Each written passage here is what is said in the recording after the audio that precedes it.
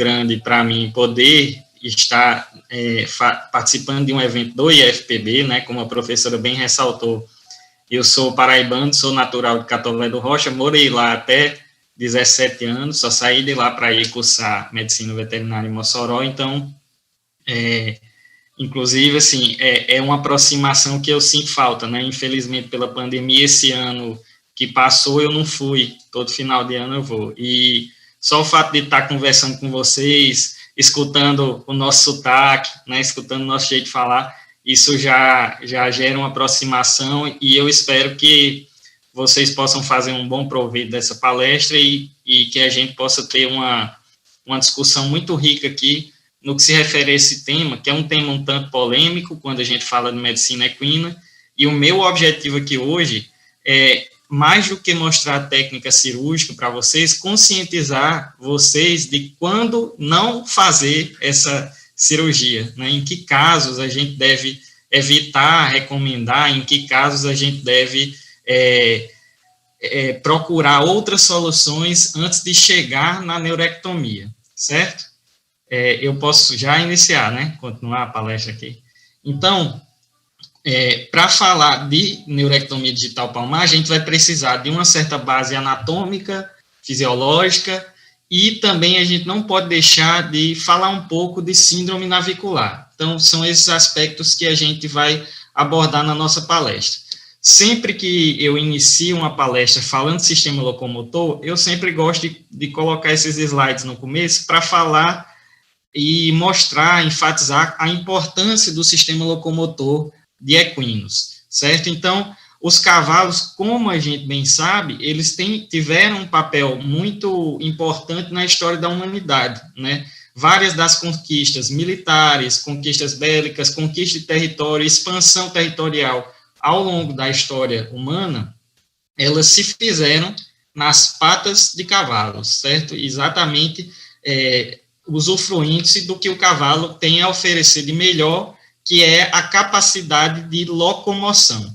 Então, o cavalo, propriamente dito, ele é um animal que também evoluiu para se locomover cada vez mais rápido e escapar dos predadores. Até hoje, os equinos eles têm funções importantes, tanto na tração, em grandes centros urbanos, em áreas mais periféricas, em cidades menores, os equinos ainda têm esse papel importante na tração, e, em virtude do desenvolvimento de um nicho econômico, os cavalos eles tornaram também uma opção para quem busca determinados tipos de esporte e determinados tipos de atividades que geram lazer. E esse nicho, especificamente, levou ao surgimento do cavalo atleta, levou a medicina equina a uma evolução direcionada a esse cavalo atleta. Então, em determinados pontos, a medicina de grandes animais está bem mais atrasada do que a de pequenos, mas quando a gente fala de medicina do esporte, de animal atleta, de sistema locomotor, a medicina equina em si, ela tem patamares aí compatíveis em determinados pontos com a própria medicina humana, né? E tudo que vem traz algumas consequências. Uma das consequências de se ter animais atletas é que, em determinados momentos, os treinamentos intensivos ou os treinamentos sem orientação, uma sobrecarga que é colocada sobre o animal, ela resulta no fato de que essa modalidade, essas coisas que o animal é submetido, ultrapassam a capacidade fisiológica do sistema locomotor desse animal, e por isso levam a lesões que resultam no afastamento desses animais das atividades esportivas e, consequentemente, resultando nesse afastamento, essas lesões geram prejuízos econômicos. E aí, outra informação que eu sempre gosto de passar, até para justificar a escolha do tema, né, por que é que a gente vai falar disso, por que é importante falar disso. Claro que hoje, com a realidade de evolução de métodos de diagnóstico que a gente tem, já houve aí uma certa... já há também uma certa alteração nisso aqui. Mas, no geral, ainda, né, se a gente pegar o livro de Stachak, que é um livro clássico da medicina equina, de claudicação em equinos, até nas suas edições mais recentes, ele ainda coloca que, epidemiologicamente, fazendo um levantamento das claudicações que são atendidas pelos veterinários, a gente tem que a cada 4 claudicações, 3, certo, estão localizadas em membros torácicos. E dessas 3 claudicações, em torno de 90 a 95% estão localizadas em estruturas abaixo do carpo, ou seja, membro distal. Então, 90 a 95% desse 3 de 4 claudicações aí se encontram em estruturas que estão localizadas na região distal do membro do equino, né? Em membros pélvicos, nessa mesma literatura, se relata que 80 a 85% das claudicações estão na região do jarrete, né, das articulações do taço, e na região da soldra, certo? Seria a articulação aí, fêmuro-tíbio patelar, articulação fêmuro-tibial e fêmuro-patelar. Então, quando a gente pega essa epidemiologia, é fundamental que a gente conheça as estruturas anatômicas que estão aqui abaixo. E como a gente vai falar de neurectomia digital palmar, a gente ainda vai vir para o local mais restrito do que isso, né? A gente vai vir para essa regiãozinha aqui, mais distal, essa região imediatamente adjacente ao casco do animal, e especificamente a gente vai trabalhar aí com a superfície palmar dessa região, certo? Então, é nesse ponto que a gente vai trabalhar, e para isso é interessante que nós façamos uma revisão anatômica que nos ajude aí a chegar lá na frente e entender o procedimento cirúrgico e entender as consequências desse procedimento cirúrgico. Então, antes de qualquer coisa, nós estamos falando de neurectomia, certo? Então, tem a palavra neuro, sistema nervoso. Só a título de relembrar, né? Vamos lembrar aí que o sistema nervoso, ele é composto, certo? Ele é composto do sistema nervoso periférico e o sistema nervoso central. No sistema nervoso central, a gente tem basicamente o encéfalo, né? Vamos fazer uma revisão meio a grosso modo, encéfalo e medula espinhal. Então, lá na medula espinhal, existem determinadas regiões em que há um alargamento e que há a origem de grandes nervos, mas na frente a gente já vai ver. E nessa medula espinhal, a gente tem a substância branca, certo? A substância branca e a substância, deixa eu mudar essa cor aqui, só um minuto, e a substância cinzenta, né? Na substância cinzenta, que está mais interna, então nessa substância cinzenta, que está mais interna, a gente vai ter origem de corpos celulares. Então vamos lembrar aí a conformação de um neurônio, certo? A gente tem os corpos celulares, os dendritos e os axônios. Então a gente vai ter corpos celulares aí na substância cinzenta. Na substância branca, por sua vez, nós iremos ter mais dendritos, certo? Que irão originar esses grandes nervos. Então, agora vamos para uma coisa mais macro, para vocês entenderem o que acontece. Então, a gente tem vou fazer uma mudança aqui, só um minutinho. Acabei fechando, não tem problema não. A gente tem um encéfalo. Então, a gente tem um encéfalo e tem a medula, certo? Em determinados segmentos, essa medula ela vai se alargar, vai aumentar de diâmetro. Esses segmentos nós chamamos de intumescência. Então, a gente tem essa intumescência aqui da medula, que é um alargamento da medula, certo? Dessa intumescência cervical, né? A gente tem a cervical e a lombar praticamente. Então, dessa intumescência cervical vão se originar os nervos que inervam o membro do animal. Então, são basicamente 3 nervos que levam a informação até o membro do animal, que fazem a comunicação, né, faz o meio-campo entre o sistema nervoso periférico. Aqui eles chegam no sistema nervoso periférico, então, eles recebem informação e levam essa informação até o sistema nervoso central para que seja processada e uma resposta seja dada. Então, são basicamente 3 nervos que surgem dessa região, que é chamada, né, a origem desses nervos de plexo braquial. Então, essa região aqui é o plexo braquial. Alguém já ouviu falar aí? Certamente vocês têm a professora de anestesia aí, né? Certamente ela já falou desse plexo braquial para vocês. Então, a gente tem nessa região do plexo braquial a origem dos nervos do membro, que são... Vou mudar aqui só um minutinho. Que são o músculo cutâneo do antebraço. Então, toda a inervação do membro, ela parte desses nervos, certo? Músculo cutâneo. A gente tem na sequência aí o nervo mediano, em verde. E, além desses, nós temos o ulnar.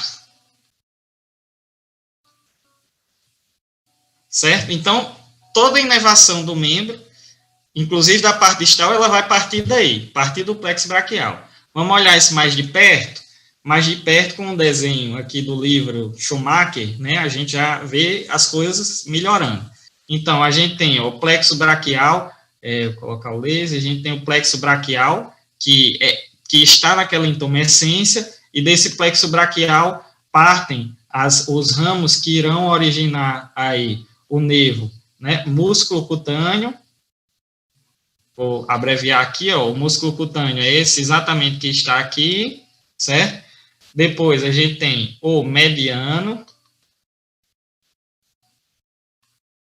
que é esse exatamente que está aqui no meio, e o ulnar. O ulnar, só para lembrar, ó, é esse que está aqui atrás, em vermelho, e quem é que está aqui? A una, né? Por isso que a una, desculpe. Então, o ulnar, ele passa em cima da una, certo? Então, a gente tem o músculo cutâneo do antebraço, o mediano e o ulnar, certo? Aí, isso vai descendo. Então, esse desenho do Schumacher aí estava muito ruim, eu decidi fazer o meu próprio desenho, que ficou assim, uma coisa 3D, né? Dá para a gente entender tudo aqui.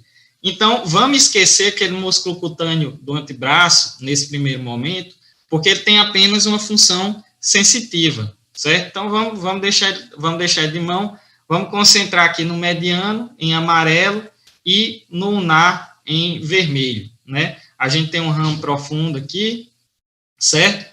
E aí, esse mediano, ele vai descer, vai seguir o seu trajeto, lá na superfície, lá na parte distal do membro, ele vai se ramificar, dando origem ao nervo que a gente chama digital palmar, certo? Tem um ramo palmar e tem um ramo dorsal.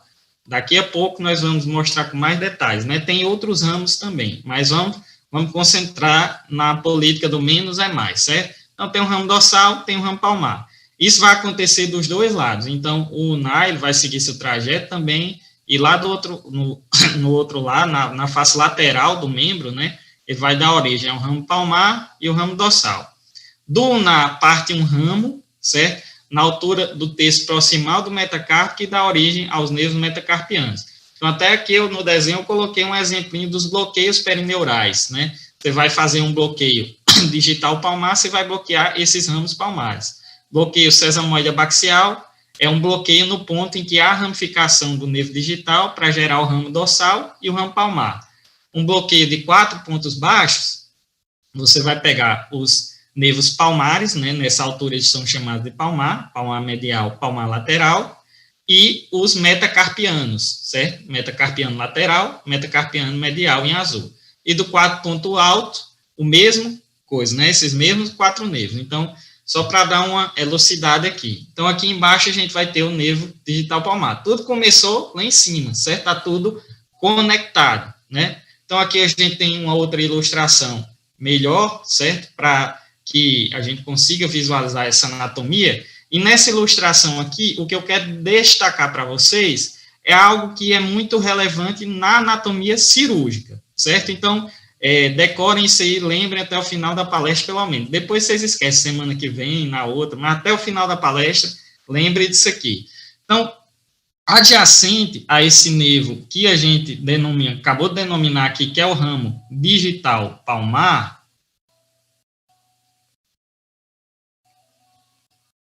certo? O ramo palmar do nervo digital, a gente vai ter uma estruturazinha que vocês estão vendo aí em vermelho, que é a artéria digital. Artéria digital. Então, vamos lembrar disso aqui.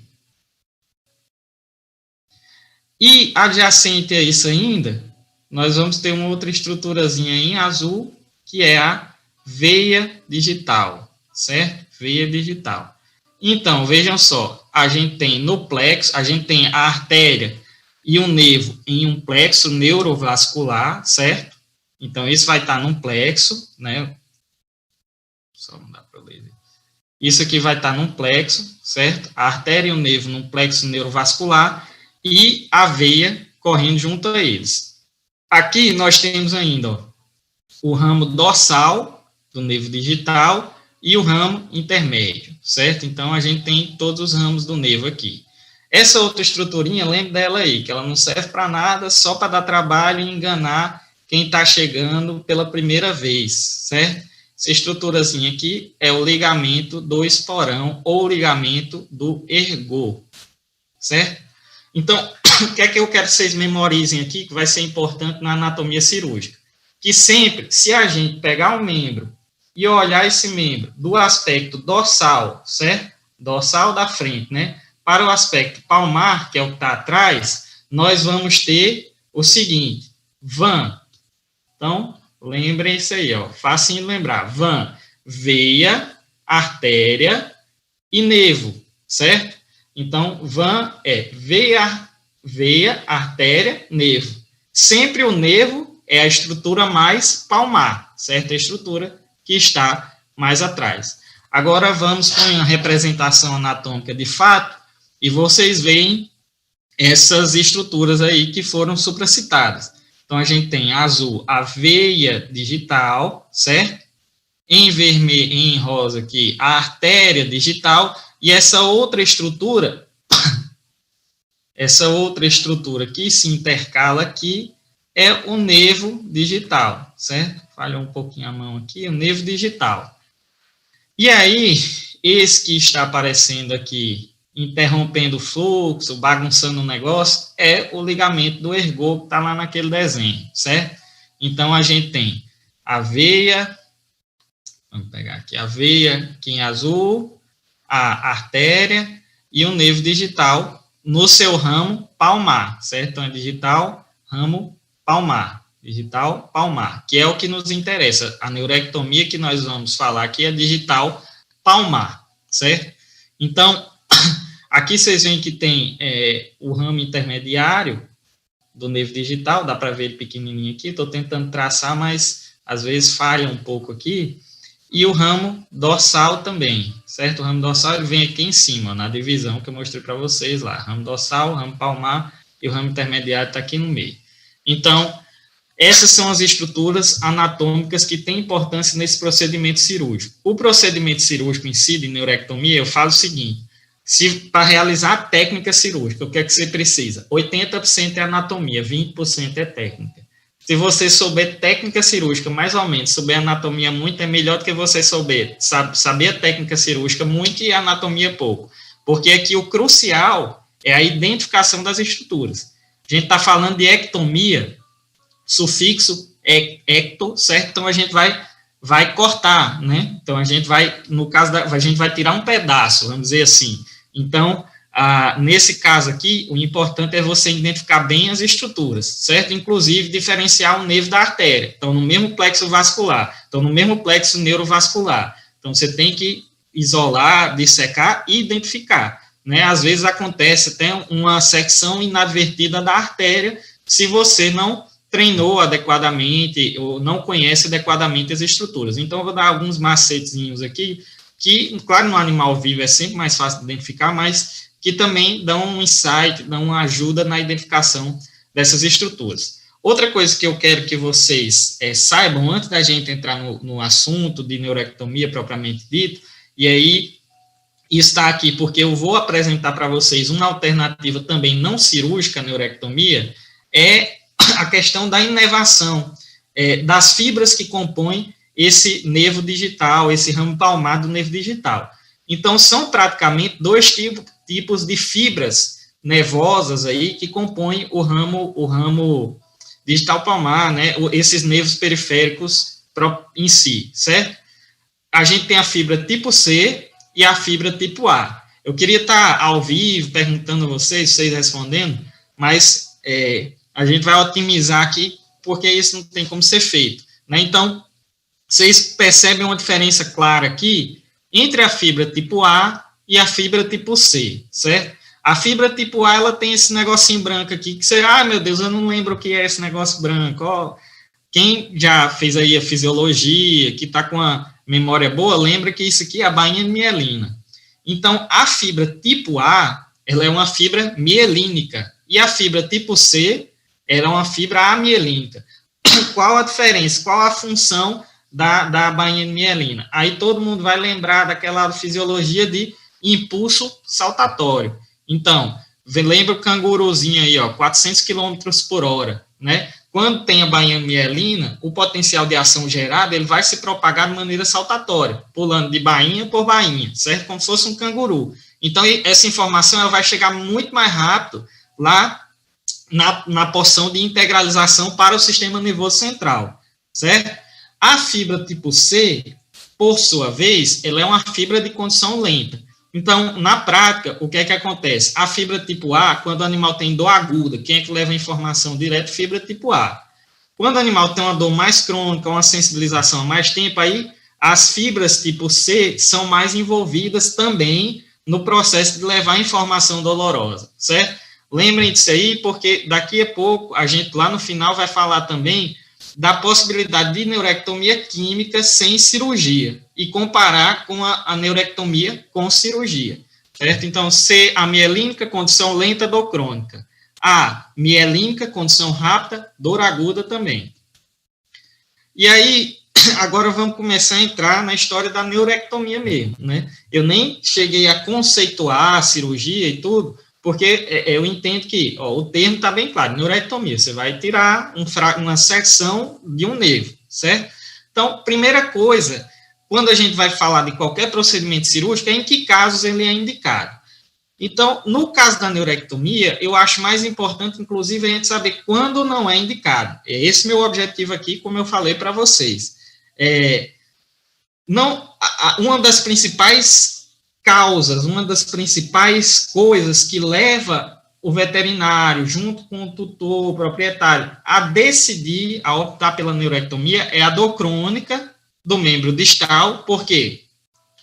Porque tem que ser do membro distal. Aí vamos voltar um pouquinho. Se eu cortar o segmento do nervo lá em cima, beleza, eu vou tirar a dor, mas eu vou tirar a sensibilidade de tudo. Então, nervos que têm fibras com função motora, aí já fica um pouco mais complicado, você já pode afetar a locomoção do animal de alguma forma, certo?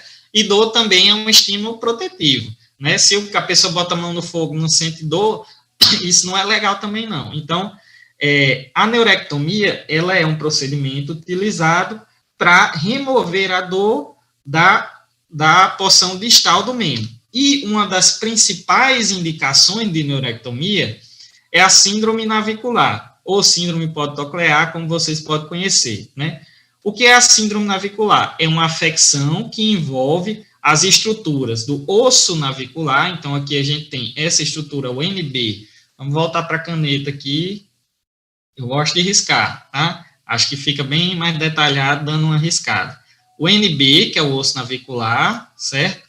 Aí, nós temos o ligamento colateral do osso navicular, vou botar aqui ligamento colateral do navicular, tudo aqui é do navicular, certo? Nem vou completar com navicular.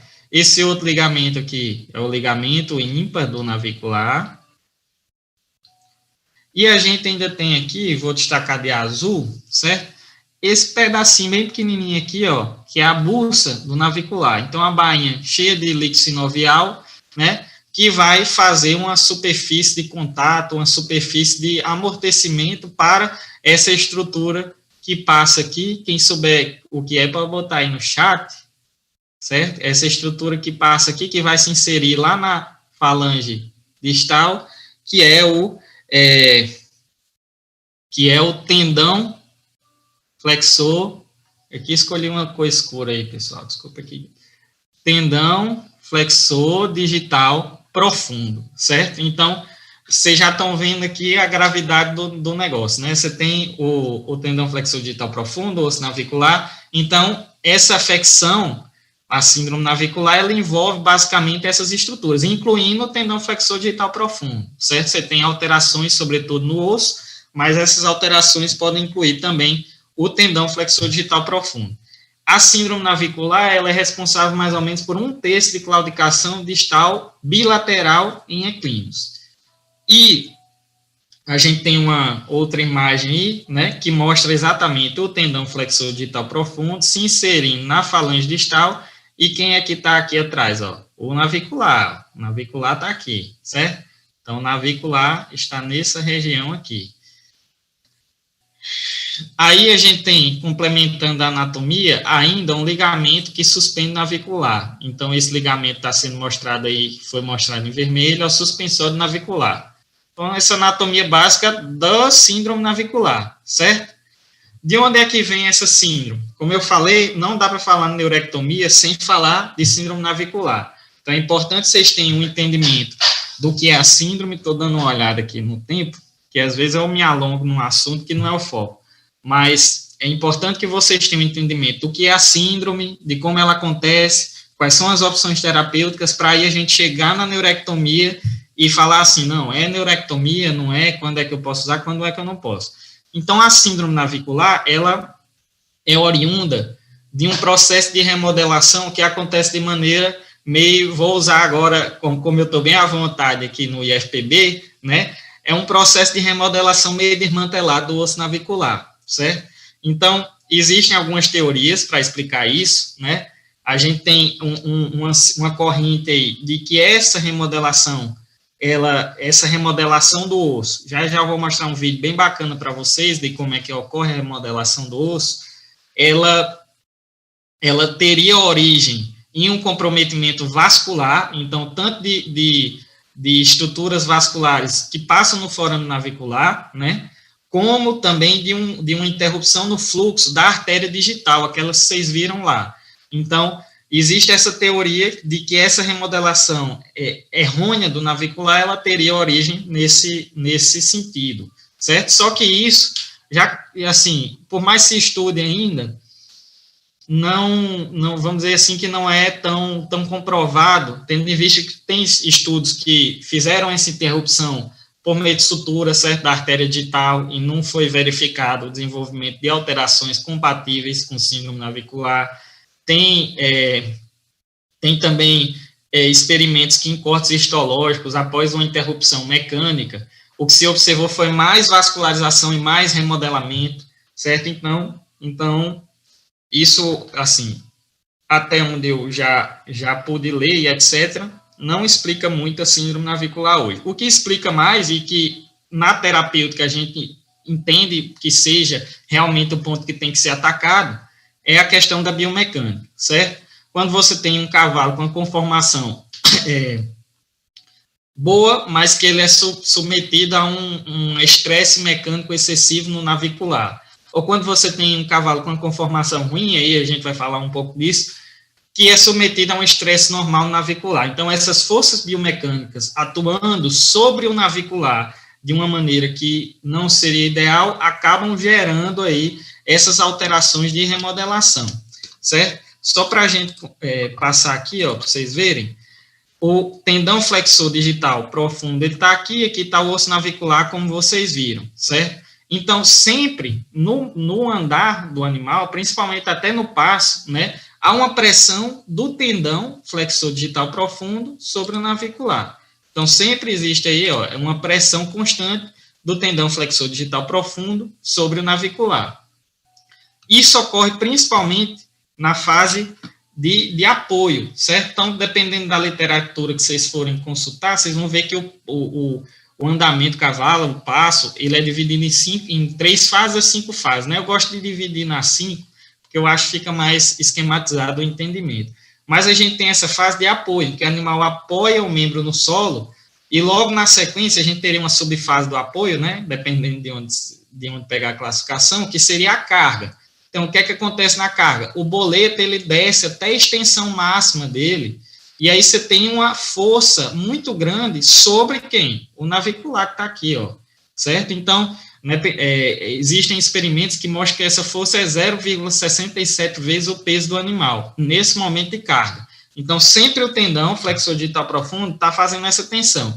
Se você tem um animal que tem uma conformação ruim, ou que está com a ferradura errada, ou que faz um tipo de exercício no qual essa carga ela é intensa, vamos dizer, hipismo, certo? O cavalo sempre pulando ali, sempre ele tem uma carga de apoio muito grande sobre o navicular. Então, essa tensão que o tendão flexor digital profundo vai fazer, né? Aqui está o tendão flexor digital profundo, ó. Esse aqui que eu estou pintando, certo? Então, essa pressão que o tendão flexor digital profundo vai fazer sobre o osso, jogando esse osso entre a falange média e distal, vai levar a um remodelamento. Então, aqui, ó, a gente tem mais um vídeo, onde a gente pode ver, ó, o animal acabou de fazer o apoio e a carga. Então, vocês veem que o boleto dele desce um pouco, e aí há uma compressão do navicular sobre, há uma compressão do tendão flexor digital profundo para o navicular sobre a falange média e a falange distal. E nessa enfermidade, o que acontece é o seguinte, a gente tem essas alterações na remodelação do osso, certo? Que se dão devido a um desbalanço no processo natural de remodelação, que consiste na reabsorção por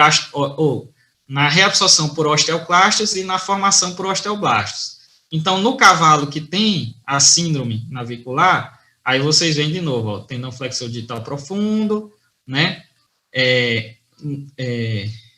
A pressão exercida, vou adiantar aqui um pouco, e aí a gente tem o osteoclasto, que ele, por meio de bomba de prótons, ele lança H+, no osso, faz com que haja destruição desse osso, certo?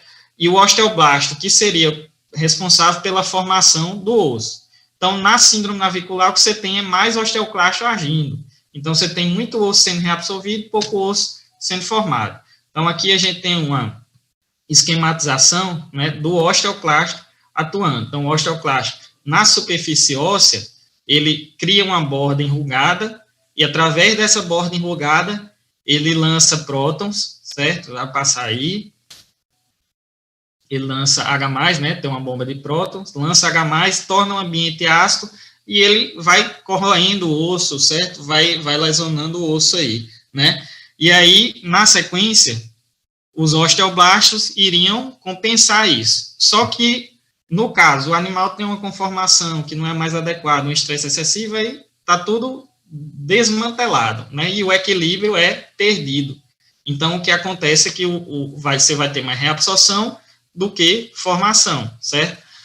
Então, o que é que o cavalo tem aí de características que me ajuda a identificar a síndrome navicular? Como eu falei, eu tenho até medo dessa palestra de me alongar, às vezes, muito na síndrome navicular, esquecer a neurectomia. Mas eu acho que essa base, para vocês entenderem como a gente chega na neurectomia, é importante.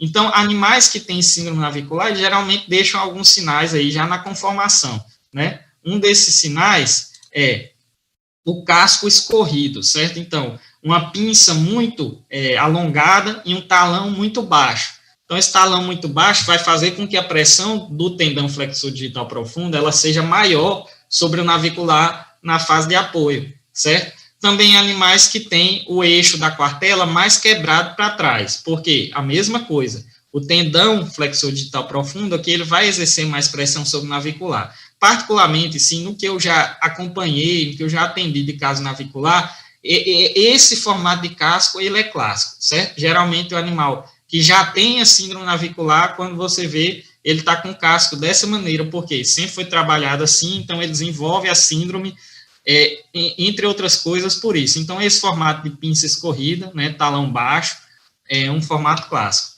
Algumas vezes a gente também tem uma contração de bulbos, então essa distância entre um bulbo e outro ela é diminuída, e um desequilíbrio lateromedial, certo? Então, a gente tem um lado aqui, ó, maior com o talão, né, com o talão e o bulbo mais alto que o outro. Então, esses desbalanços, dentre outras coisas, eles são algo que a gente visualiza na inspeção de um animal que tem síndrome navicular. Então, o animal está com claudicação bilateral, de membro torácico, certo? Você olhou, viu esse casquinho assim, você já faz né? Bem que eu ouvi o professor falar daquela vez, vamos dar uma procurada. Pode ser que seja outra coisa, não tenha nada a ver? Pode, mas, assim, essa é uma das conformações que a gente mais encontra relacionadas à síndrome navicular, certo? E isso faz com que, muitas vezes, aqui a gente também tem um vídeo, isso faz com que, muitas vezes, o animal, ele tropece ao andar e apoie primeiro a pinça. Então, prestem bem atenção nesse animal. Na areia, é fácil da gente ver isso, você vai ver que ele joga primeiro a pinça no chão, no solo, e muitas vezes isso faz subir a areia, ó, e até dá uma tropeçada aí, ó. Nesse final, se alguém não viu, verá agora, ó, nesse final, ele coloca tanta pinça que ele até tropeça um pouco, certo? Então, isso é um dos sinais, né, eu vou falar brevemente do exame clínico e de como a gente identifica para a gente partir para a neurectomia, certo? Porque o tempo urge. No exame físico de um animal com síndrome navicular, o que é que eu vejo muitas vezes?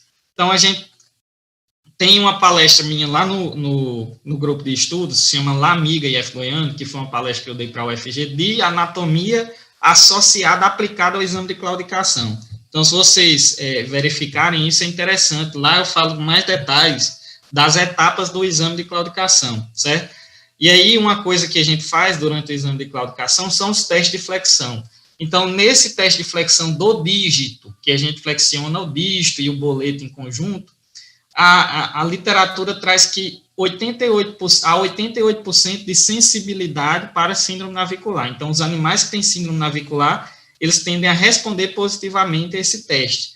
Mas a especificidade é de 13% apenas, é pouca. Porque a gente tem uma série de outras estruturas aí, certo? Então, o teste de flexão, a gente faz a flexão, coloca o animal para trotar na sequência e visualiza, né, pelos sinais de claudicação, se a claudicação aumentou, se quando ele pisa esse membro no solo, ele está elevando mais a cabeça, por exemplo. Então, a gente tem essas ferramentas que já computam alguma coisa no exame clínico. Outra coisa durante o exame clínico, a gente faz a palpação do casco com pinça de casco, certo? E aí, quando a gente posiciona a pinça dessa maneira, entre a muralha e um dos sulcos da ranilha, o sulco contralateral da ranilha, certo? Fazendo uma pressão nessa região, no terço central da ranilha, nós iremos fazer uma pressão no navicular. Há um posicionamento de pinça, que eu não coloquei a foto aqui também, em que a gente coloca as hastes da pinça nos dois bulbos, aproximando esses bulbos, certo? E esse tipo de pressão pode ter resposta positiva, porque você gera uma pressão sobre o navicular, ou não. Nem sempre o animal que é negativo nesse teste, com a pinça de casco, ele vai ser, você vai descartar a síndrome navicular. Tem outros testes que a gente faz ainda, né, de flexão do navicular, a cunha de Lunwitz, que é um triângulo de madeira, ou uma calçada com uma rampa que você coloca o animal para fazer uma flexão forçada do tendão flexor digital profundo sobre o osso navicular, certo? Quem quiser ver mais a parte de exame clínico, eu recomendo que assista esse vídeo lá ou leia o capítulo 1 do Stachak, certo? Que é o livro de claudicação em equinos. Aqui, nós temos um vídeo do teste de flexão, não é um animal com navicular, mas vocês veem que ele começa a levantar mais a cabeça, então ele aumenta a claudicação. Isso porque quando a gente faz a flexão, né, força navicular. O bloqueio digital palmar é algo essencial, assim, porque ele tem ele é uma noção para a gente do que a cirurgia vai fazer com o animal. Então, lembra aí, ó, aqui a gente tem ramo dorsal do nervo digital e ramo palmar, certo? Dos dois lados, palmar, dorsal, né? Dos dois lados a gente tem isso. Então, bloqueio perineural do nervo digital palmar, o que é que a gente vai fazer? A gente vai injetar um anestésico próximo ao nervo digital palmar, certo?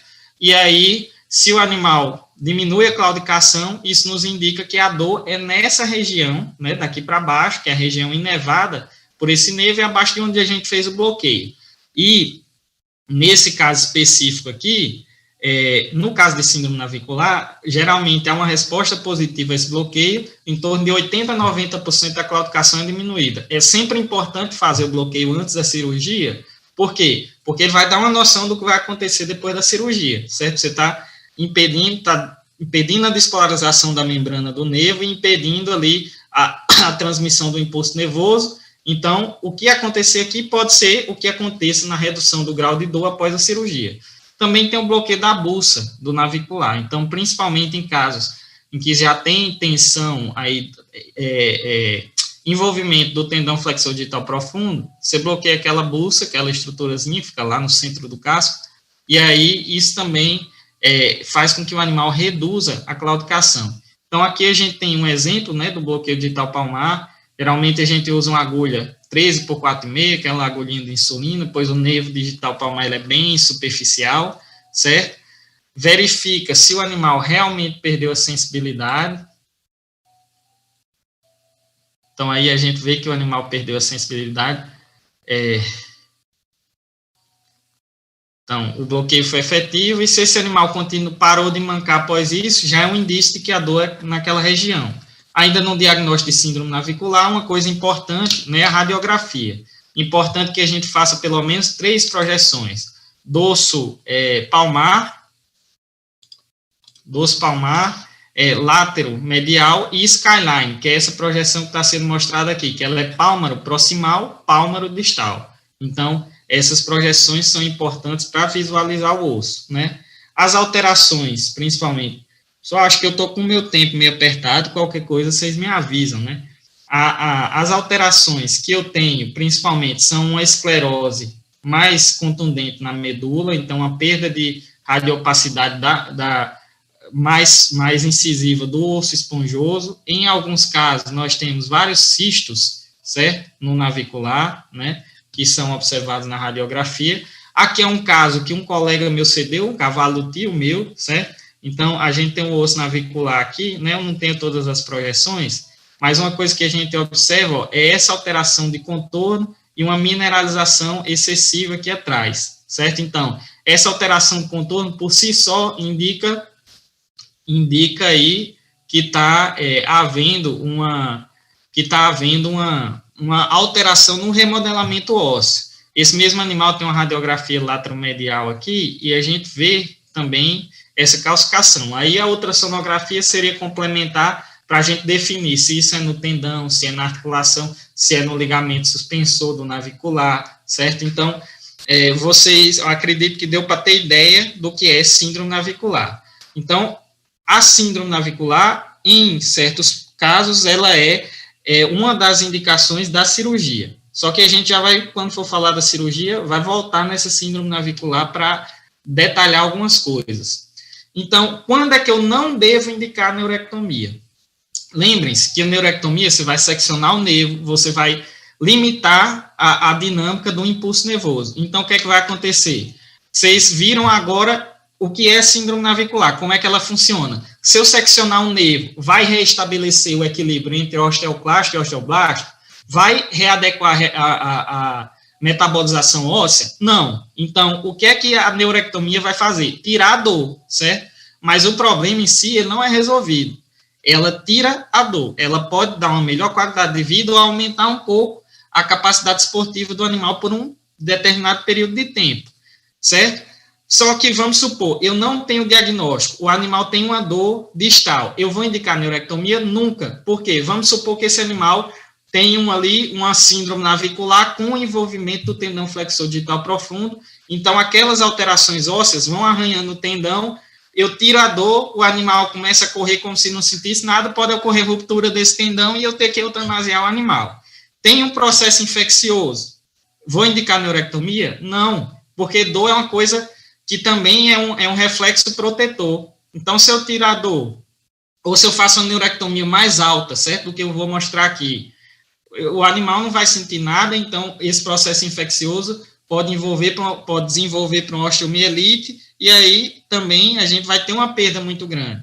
Se eu tenho laminite com rotação de falange, envolvimento de tendão, vou fazer neurectomia? Também não, certo? Então, assim, são as principais contraindicações, só que a gente tem que avaliar caso a caso. Se eu tenho síndrome navicular, obrigatoriamente eu vou indicar neurectomia? Também não, né? Considero como sendo sempre o último recurso, certo? Então, vamos falar agora da bendita neurectomia, né? A neurectomia, o procedimento cirúrgico em si, ele pode ser feito tanto em estação, quanto com o animal em decúbito dorsal, quanto com o animal em decúbito lateral, certo? Em estação, né, eu não tenho experiência com neurectomia em estação. Peguei uma nota aqui da EAP, que é a Associação Americana de Médico Veterinário de Cavalo, falando sobre esse procedimento. Então, aqui na foto, a gente vê uma coisa já, que é uma dificuldade do cirurgião acessar, né, e é uma proximidade com o solo. Então, é uma contaminação, um risco maior de contaminação. Nesse caso aqui, há uma reciclagem sobre neurectomia em estação, e eles falam para sedar levemente o animal, fazer um bloqueio sesamoide abaxial, então um bloqueio no ponto que há a ramificação do ramo dorsal com o ramo palmar do nervo digital, e flexionar o membro desse animal para fazer neurectomia. Então, já daria um maior acesso ao cirurgião. Em decúbito lateral, aí sim eu tenho história para contar, né? Então, em decúbito lateral, a gente consegue fazer tanto no campo, se for necessário, com os cuidados de antisepsia necessários, como no centro cirúrgico. Em decúbito lateral, a gente tem uma vantagem, que é poder movimentar o membro e flexionar o boleto, que vai acentuar a visualização do nervo digital palmar, certo?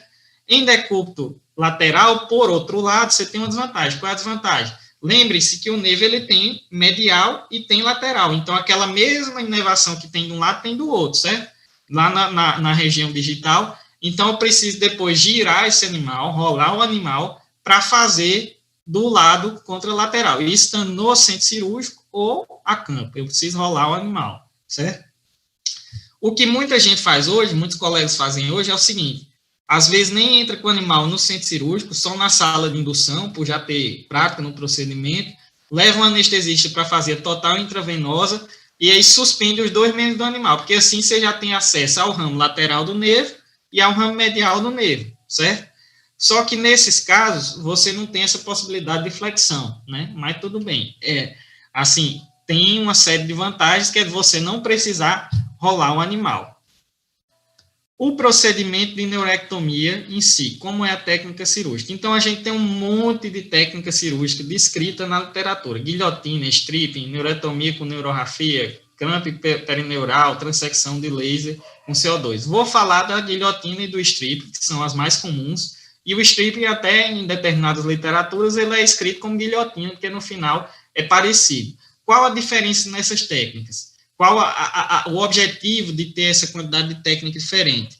É tentar evitar que haja neuromas, certo? Reinervação, contato dos segmentos seccionados, porque isso causa dor e isso é a principal complicação da neurectomia. Então, a técnica da guilhotina é uma técnica bem simples, né? Aqui, no caso com o animal em decúbito lateral, a gente vai fazer uma incisão de 3 a 4 centímetros. Para ter referencial anatômico, geralmente a gente palpa a região, vê se tem o plexo, sente o plexo neuromuscular, ou faz a incisão palmar ao tendão flexor digital profundo, certo? Aí, logo após essa incisão, a gente tem o ligamento do ergo aqui. Alguns livros falam para você seccionar, para criar uma camada adicional. Eu, particularmente, não faço isso, é mais trauma na cirurgia, certo? E aqui não tem muito espaço morto, né? Depois, você vai fazer uma divulsão com um material de hemostasia, uma pinça hemostática, identificar um nervo, certo? E seccionar esse nervo.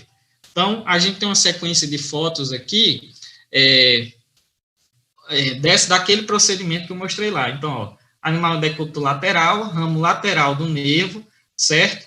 A gente identifica o ligamento do ergo, ele é mais superficial. Depois, a gente tem aí, eu não estou vendo essa foto aqui, porque o negócio ficou no meio aqui, deixa eu baixar, pronto.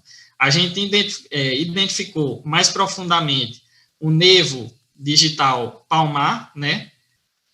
Fez a secção e eu, particularmente, faço uma sutura intradérmica e coloco a bandagem, né? Vamos voltar no vídeo aqui, para vocês verem, eu separei os cortezinhos do vídeo para ficar mais didático. Então, aí, ó, a gente vê a palpação do plexo neurovascular, que é veia, artéria, nervo, certo?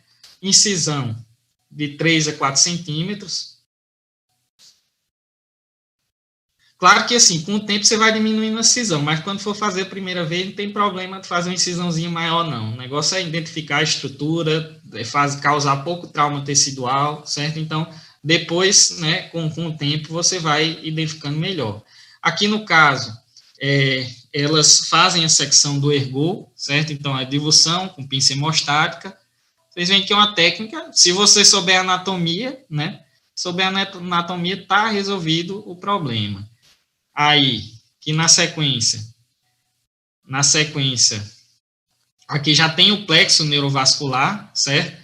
Aí um macete, ó, ela estica aí, o nervo, ele não volta à sua forma original, então ele fica um pouquinho enrugado. Agora a artéria, prontamente, ela volta à sua forma original, né? Então o nervo, ele fica um pouquinho enrugado, a artéria, ela prontamente volta à sua forma original. Por que é que eu falo dessa identificação? Porque estão no mesmo plexo, certo? É um plexo onde passa a artéria e nervo. Então, já secou bem aqui, ó, estressou o nervo, ó, o nervo ficou bem enrugado agora. E aí, com a artéria, isso não acontece. Então, estressou, mais uma vez, ó, nervo e artéria. Aí, o procedimento, ele consiste, primeiro, você vai fazer seccionar o segmento distal do nervo, certo? Vamos lá. Então, secciona o segmento distal do nervo com um bisturi, né, bem afiado.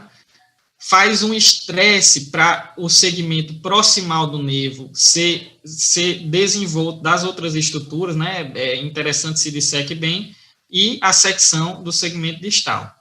Então, essa é a técnica da guilhotina, certo? E aí, o fragmento de nervo seccionado está apresentado aqui.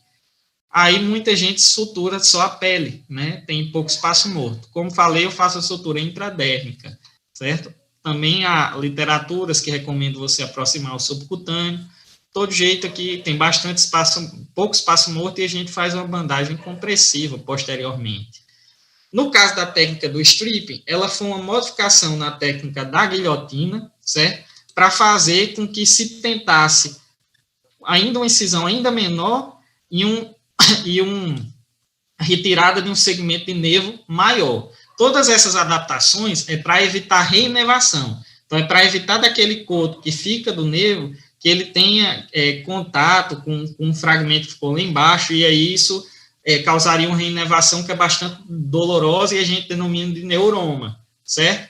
Então, a técnica do stripping é a mesma coisa, você vai identificar o plexo no mesmo local, só que você vai fazer uma incisãozinha de 1 a 2 centímetros, mais distal,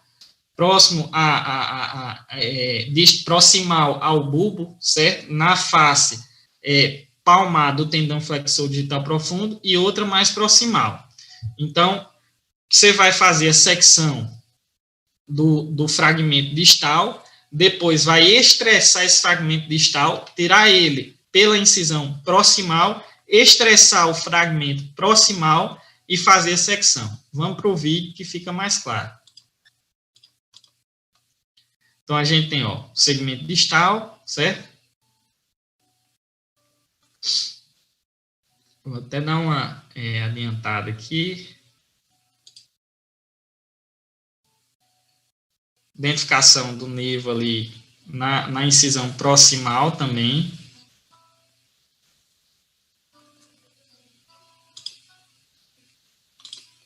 Adiantar aqui, ó, já identificou o nervo, certo?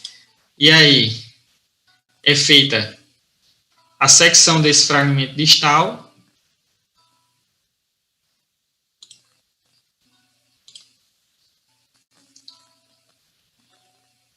Ele vai ser removido pela incisão proximal.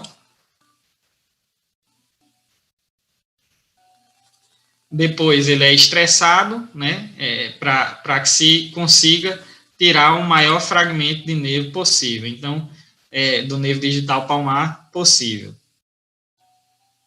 e aí é feita a secção da porção mais proximal, né, que foi acessada do nervo digital para palmar da mesma forma. Então, aqui, isso é feito tanto lateral quanto medial, e aí a gente tem os 4 segmentos seccionados. O que é que a ciência diz sobre essas técnicas, certo? Já tem trabalhos comparando técnica. Esse trabalho aqui é um dos mais recentes, está numa revista muito boa, que é Equine Veterinary Journal. O que é que foi que eles fizeram aqui? Eles pegaram o histórico lá do hospital, viram quais animais foram feitos na ficha, estava descrito, foi técnica da guilhotina, quais animais estava descrito, foi técnica do strip, e ligado para os proprietários. Então, foi de 2008 a 2017, se não me engano. Então, já tinha animais que tinham feito o procedimento há bastante tempo, né? E perguntaram, se o animal voltou à atividade atlética, se o animal está mancando, se o animal está com qualidade de vida, você está satisfeito? Então, eles fizeram um score com base nisso, e nisso eles identificaram que não havia, nesse acompanhamento pós-cirúrgico, diferenças entre os resultados, certo? Então, um trabalho mais aqui pensando na visão do que o cavalo, do que o proprietário viu que o cavalo apresentou após a cirurgia. Tem esse trabalho aqui nacional, de Rafael Faleiros, pessoal lá da UFG, professor Geraldo Heleno, trabalho um pouco mais antigo, eles avaliam várias coisas dentre as técnicas, né, fazem uma avaliação histológica, avaliação de ocorrência de neuroma, principalmente, por um exame clínico posterior à cirurgia, e eles verificam que a técnica da guilhotina, ela faz com que o procedimento ocorra mais rápido e não há diferença significativa entre ocorrências de neuromas antes com a técnica e com a outra técnica.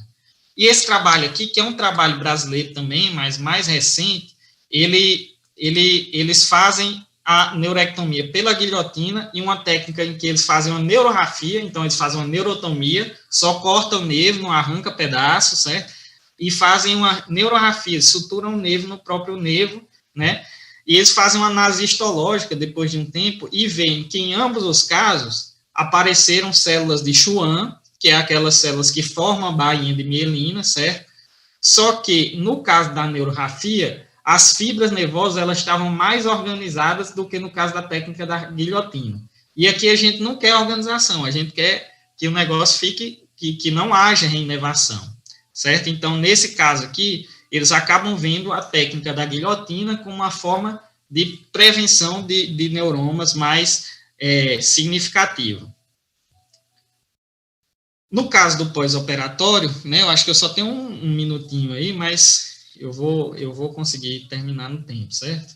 No caso do pós-operatório, geralmente esse animal, ele fica em repouso, né, 30 dias em repouso, baia, com bandagem, sendo feitas trocas dessas bandagens periódicas, recebe anti-inflamatório não esteroidal, né, e a partir desses 30 dias ele passa a retornar gradualmente às atividades, já sendo colocado inicialmente para caminhar e em volta de 60 dias, caso haja prognóstico esportivo, né, uma nova avaliação radiográfica, esse animal ele pode retornar à atividade atlética. Agora, não peguem isso que eu estou falando isoladamente. Isso tem que ser avaliado o caso, porque a neurectomia ela só tira a dor, certo? Então, se o animal tem síndrome navicular, primeiro, para indicar neurectomia, certamente ele já passou por outros tratamentos e foi refratário. Mas a organização das forças biomecânicas, ela tem que ser reajustada. Então, o animal tem que continuar com a ferradura, tem que ter o casco em uma conformação adequada, né? E se houver envolvimento do tendão flexor digital profundo, porque o osso desgastou o tendão, e isso eu posso ter uma noção melhor por meio da ultrassonografia, não é interessante que esse animal retorne à atividade atlética, porque ele pode romper esse tendão. Então, tem que haver um acompanhamento estrito desse animal para o retorno à atividade. A principal complicação, como eu falei, são os neuromas. Então, segmentos que se tocam, formando uma estrutura nervosa que causa muita dor, certo? E muitas vezes, no caso de neuromas, a gente precisa reintervir, fazer um procedimento que é mais difícil que o primeiro, porque isso está um pouco desorganizado também. Então, e remover esses neuromas cirurgicamente. No caso de animais com síndrome navicular, onde tem envolvimento de tendão flexor digital profundo, pode haver ruptura. Se há envolvimento de outras estruturas, como ligamento colateral, ligamentos que sustentam a articulação, subluxações e laminite. né? Então, seriam as complicações aí relacionadas ao procedimento. Existe hoje a possibilidade de a gente fazer neurectomia química e não cirúrgica. Então, existem os neurolíticos, como o nome está falando, neurolise, né? Ele causa destruição de fibras nervosas. No mercado brasileiro, a gente tem na linha veterinária, aqui não é fazendo propaganda, não, é porque é o que tem mesmo, certo? Então, na linha veterinária, a gente tem o Vetepin e tem o humano Sarapin. Qual a diferença de um para o outro? Existem neurolíticos à base de sal de amônio, existem neurolíticos alcoólicos. Então, o neurolítico à base de sal de amônio, aqui é importante, se vocês tiverem acesso à bula ou à caixa desse medicamento, vocês vão ver que fala álcool, mas álcool é a base, certo? Não é o princípio. Álcool é o veículo, desculpe, álcool é o veículo, não é um princípio. Nesse caso aqui. O neurolítico, que ele é a base de sal de amônio, ele tem uma seletividade maior pela fibra C. Então, lembrando, a fibra C, ela tem a condição, ela é amielínica, ela está na dor crônica. O neurolítico, a base alcoólica, ele não seleciona muito, ele é mais ou menos igual a neurectomia. Com a neurectomia, você não seleciona lá na hora da cirurgia, você é fibra C, você é fibra A, vou tirar só você que é A. Não, isso aqui você tira tudo. Então, você interfere até na função motora do animal um pouco, certo? Então, esse é bem mais seguro do que esse. Porém, esse elimina menos a dor, às vezes, do que esse, né? Então, a gente tem isso aí, daria outra palestra só de neurolítico.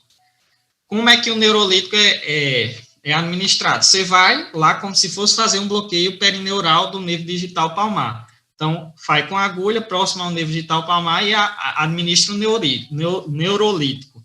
A diferença é que, se você fosse fazer um anestésico, o anestésico interromper a formação do potencial de ação, né? E na hora o animal vai deixar de sentir dor. No neurolítico, não. Como ele vai fazer a neurólise, isso demora uns 3, 4 dias para o animal parar com a claudicação, certo?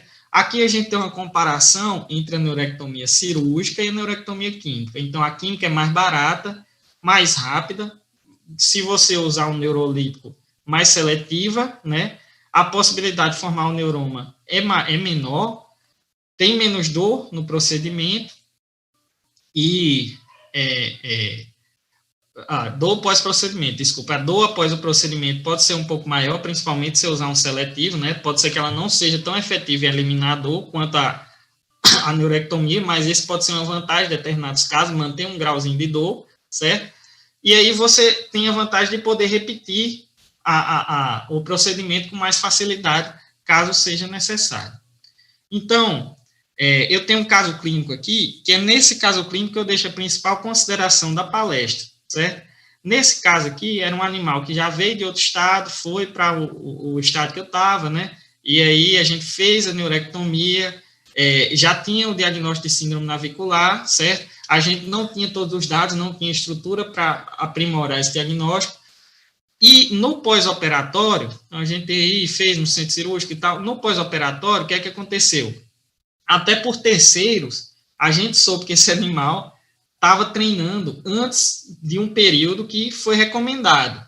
Então, havia sido recomendado uma coisa, um repouso, né, um acompanhamento antes de voltar à atividade esportiva, e a gente soube que esse animal estava sendo trabalhado antes do recomendado. O que é que aconteceu? Lembrem sempre disso, a neurectomia, ela não trata a causa, ela tira a dor. Então, a gente tinha uma síndrome navicular, e no caso, o nosso raio-x não era dos melhores, e a gente não tinha como avaliar o grau de comprometimento de esclerose do navicular. Então, isso até citado nos livros, se o animal tem uma desmineralização do osso navicular muito intensa, você tem que, concomitantemente à neurectomia, fazer os outros tratamentos, principalmente um medicamento, né, que é o bifosfonato, para reestruturar o metabolismo do osso navicular. Então, nesse caso aqui, o que é que aconteceu? Fratura dos dois naviculares, do membro anterior esquerdo e do membro anterior direito, certo? Do torácico esquerdo e do torácico direito, né? Então, aqui a gente tem fratura simples e completa dos dois naviculares. Então, o que era ruim ficou muito pior, certo? Aqui teria que ser um procedimento cirúrgico mais complexo, eu não sei o que é que virou esse animal, né? Colocar um parafuso navicular, e mesmo assim, prognóstico esportivo, na minha concepção, é 0 para um animal desse.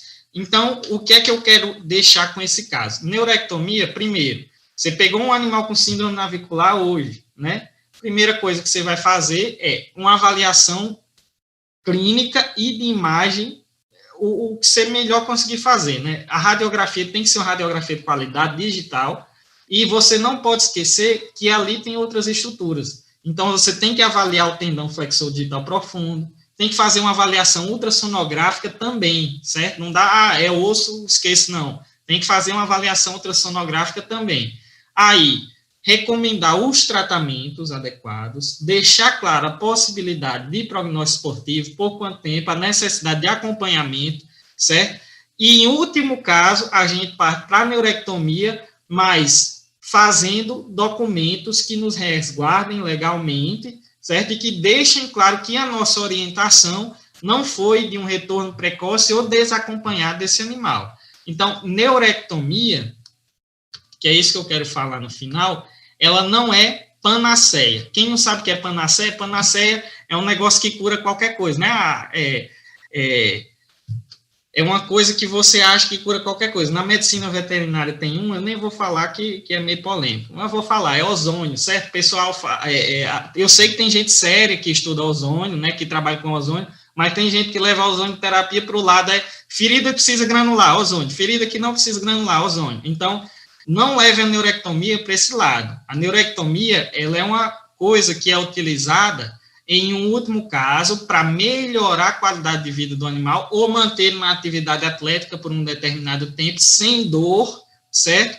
Mas que precisa de acompanhamento. Você não pode identificar que uma claudicação é do membro distal, sem saber o que é, ou sabendo superficialmente o que é, não, é uma síndrome navicular, mas sem ir a fundo nas estruturas anatômicas que estão envolvidas e indicar neurectomia. Por quê? Porque isso vai dar problema, certo? Então, não é assim, é dor lá embaixo, corta o nervo, é dor lá em cima, corta o nervo, tira a dor, resolve o problema. Não, a neurectomia, eu acho que o mais importante de tudo é vocês saberem o que tem que ser conversado com o tutor, né, ter uma habilidade de comunicação, ter um resguardo legal, certo? Ter uma habilidade de fazer ele compreender que o procedimento não vai tratar a doença, e sim a dor, e de compreender as responsabilidades que ele passa e que você passa a ter com esse animal também após o procedimento. Então, acho que essa é a principal mensagem da palestra, né? E aí, qualquer dúvida que vocês tiverem, a partir de agora, eu me coloco à disposição aí para sanar. Desculpe eu ter passado um pouquinho do tempo, né? Eu acho que eu passei um pouquinho do tempo. Ótimo, professor. Como muitos falaram, né, lá no chat, lá no YouTube, a didática é tão maravilhosa, tão legal de se acompanhar, que a gente fica envolvido, né? Realmente, meus parabéns vindo lá de todos os comentários dos alunos e de todos que estão acompanhando, com certeza, a mensagem muito bem passada, com excelente didática, com uma riqueza de detalhes de resgate da importância da anatomia, desse conhecimento da base, como faz diferença na nossa vida, né?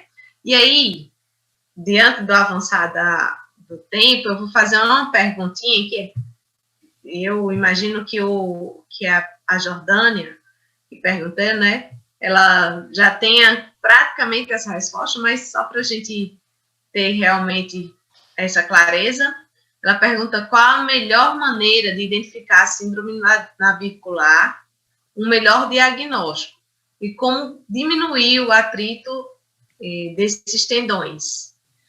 Muito boa a sua pergunta, é Jordana, né? Não é isso, Jordana? Jordana, isso. Isso, Então, a identificação, ela passa pelo exame clínico completo, a gente precisa da anamnese, precisa de fazer uma inspeção estática e dinâmica do animal, então você tem que ter um conhecimento bom do exame de claudicação, fazer todas essas etapas, teste de flexão, bloqueio, imagem é essencial. A clínica é soberana, mas aqui a imagem anda muito junto com ela, certo? Então, a imagem ela vai arrematar o seu diagnóstico, o diagnóstico do problema e a identificação. Com relação a essa redução da pressão de tendões, existem vários tipos de ferradura que a gente usa para animais que têm uma predisposição já à síndrome navicular ou que tem síndrome navicular em si. Então, um desses tipos de ferradura é uma ferradura com aumento de talão. O que é feito? Ela tem uma parte mais grossa no talão, para quê? Para deixar o talão mais alto e reduzir a pressão do tendão. Ela dá uma afrouxadinha no tendão, como se fosse assim, certo? E, além desse aumento de talão, ela é rolada na frente. Então, porque na fase de break-over do passo, que é a fase que o animal tira, faz a alavanca com a pinça e tira o talão do solo, e já está mais ou menos feito, que o casco está assim, ó. Tem um Instagram aí que é Equicomfort BR. Ontem mesmo eles postaram lá uma ferradura dessa. Se você for lá, você vai ver agora, certo? Ontem mesmo eles postaram colocando o animal uma ferradura dessa com levantamento, com talão aumentado e rolada na frente. Mas tem vários outros tipos também, egg bar, né, que você pega o casco todo, tem várias outras coisas aí, depende muito do caso. Professor, eu falo muito em relação dessa... Eu estou conversando com os cirurgiões, os clínicos, né, que sempre que eu escuto falar desse tipo de ferradura, eu lembro das minhas amigas que têm encurtamento de tendão, né? E aí falam que não consegue usar uma sandália rasteira, tem que ter o saltinho exatamente para dar um conforto. E aí a gente consegue entender exatamente o que é essa ferradura nesse momento. Então, eu agradeço muito, foi, para mim, assim, realmente acima do que esperava, né? A gente fica muito feliz mesmo com o seu aceite de abrilhantar o nosso evento, de trazer aí não só um conhecimento de um cirurgião, mas sim de um professor que entenda a importância dessa formação do aluno para ele que ele tenha essa consciência de como abordar o seu paciente, como chegar ao tutor, informando aquilo que realmente ele precisa saber para poder decidir em conjunto o que fará com o seu paciente. Então, a gente agradece. Parabéns, professor. Olha, estou super feliz. Com certeza vou estar lá sempre buscando suas aulas, seus vídeos, e repassando também para os meninos, como eu faço lá com o professor Estélio, recomendo a página do NAVE, do professor Carregaro, e aí, mais uma agora para ter na minha lista de recomendações a sua pessoa. Então, a gente agradece muito. Eu agradeço mais uma vez, e eu vou deixar meu e-mail aí, se você pode passar, você tem, né, e pode passar para o pessoal, se alguém tiver alguma dúvida, pode mandar, que se não responder, a gente dá pelo menos o caminho para vocês correrem atrás. Com certeza, professor, muito obrigada. E a gente vai dar um intervalo curto, tá, pessoal? 5 minutinhos aí para a próxima palestrante, né, que é a professora Denise, professora lá da UFRPE, Pernambuco, né, na Rural. E rapidinho a gente retorna.